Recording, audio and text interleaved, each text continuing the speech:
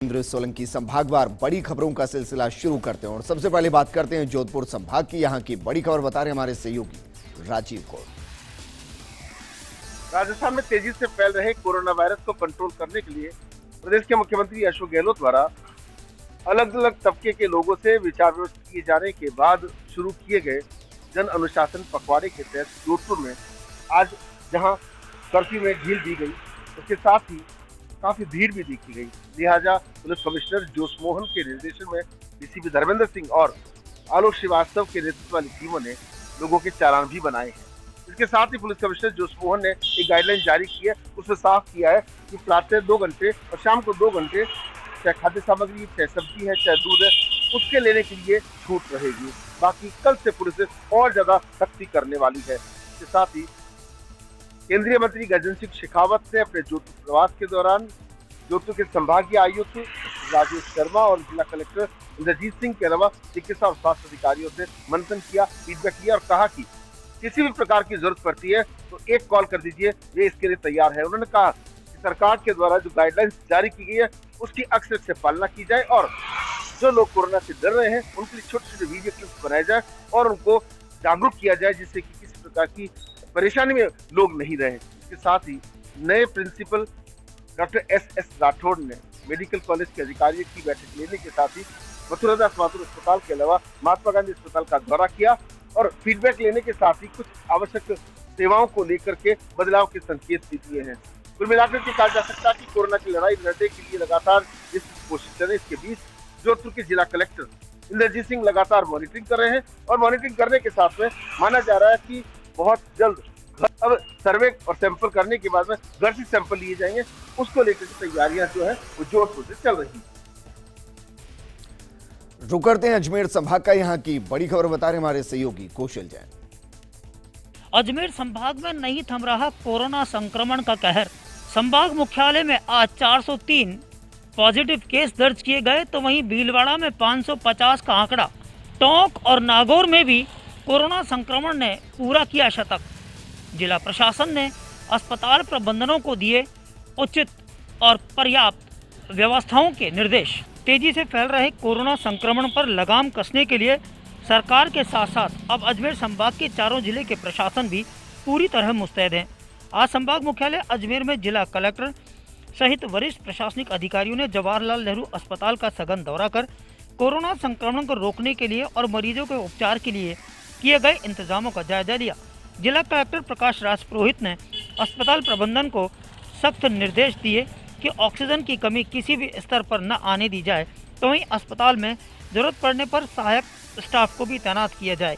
लगभग 1 घंटे तक अस्पताल के विभिन्न वार्डों का दौरा करने के बाद जिला कलेक्टर पुरोहित ने स्पष्ट कहा कि कोरोना गाइडलाइंस की पालना नहीं करने वालों पर कार्यवाही की जा रही है, तो वहीं संक्रमण से ग्रस्त लोगों के जीवन की रक्षा के लिए प्रशासन, सरकार और अस्पताल भरसक प्रयास कर रहे हैं। एक और कोरोना संक्रमण का बढ़ता दायरा, तो वहीं दूसरी ओर मौत के रूप में दिखाई देने वाला कहर, जहां लोगों के जीवन पर बड़ा सवाल खड़ा कर रहा है, तो वहीं दूसरी ओर बेपरवाह और लापरवाह लोग बेवजह सड़कों पर निकल रहे हैं। ऐसे हालात में अब लगता है और ज्यादा सख्ती ही कामयाब होगी। बीकानेर संभाग की बड़ी खबर बता रहे हमारे सहयोगी लक्ष्मण राघव। बीकानेर में लगातार कोरोना के मरीज बढ़ रहे हैं। आज भी 400 से अधिक मरीज रिपोर्ट हुए हैं।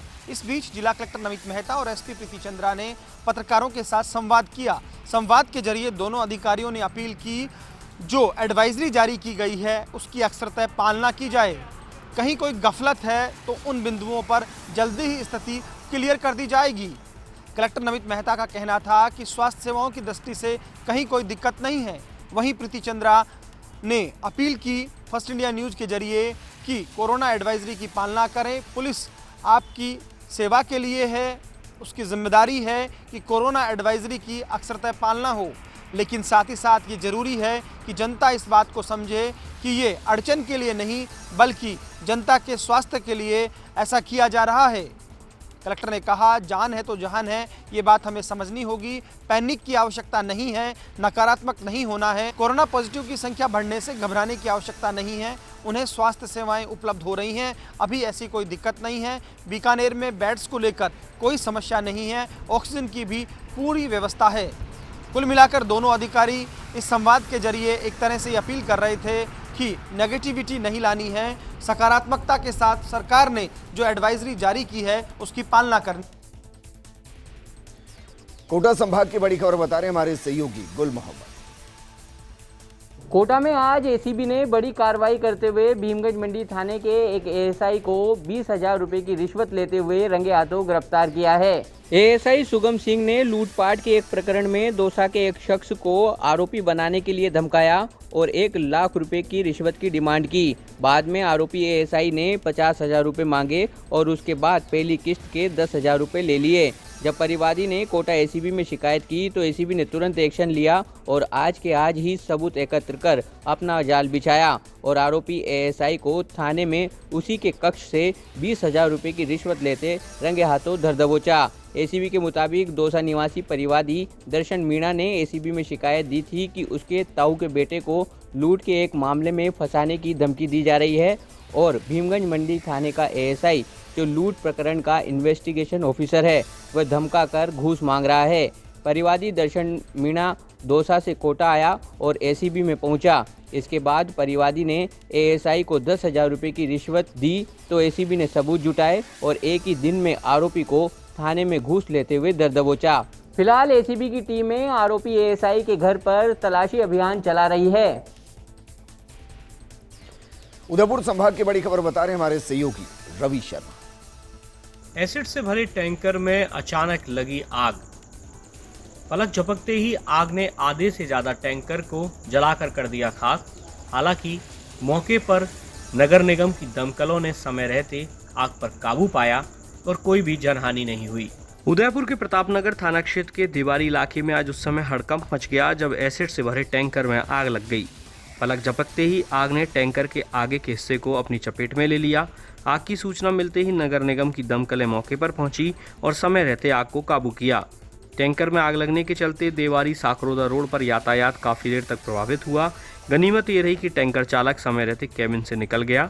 इस दौरान पुलिस के जवानों ने भी स्थिति को संभाला और कोई बड़ा हादसा होने से टल गया।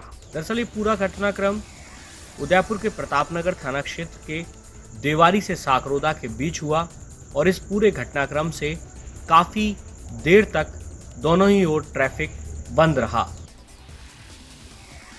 भरतपुर संभाग की बड़ी खबर बता रहे हैं हमारे सहयोगी रवि कटारा।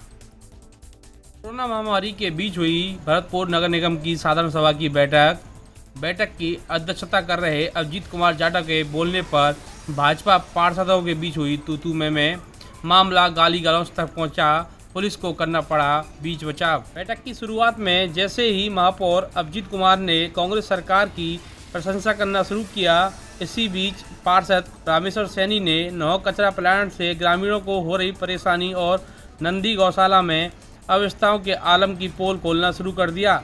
इसी बीच पार्षद श्याम सुंदर गौड़ ने नगर निगम मेयर आयुक्त आदि पर जमकर निशाना साधा और नगर निगम को खुलेआम बेचने का आरोप लगाया।